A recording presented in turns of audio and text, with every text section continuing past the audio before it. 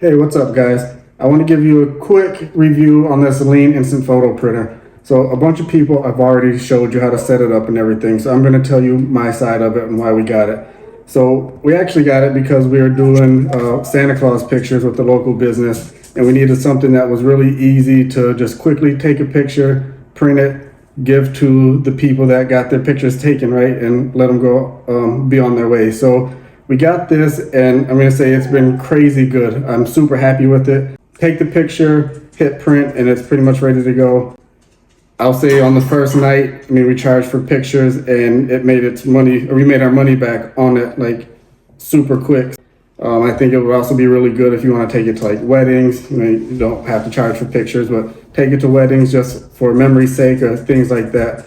It comes with everything that you need to get started. You'll probably want to get a little bit more paper to go with it, and just a couple of tips for you. When you do print the paper out or print the pictures out, you don't want to really touch the face, right? So that's kind of true with any pictures at all.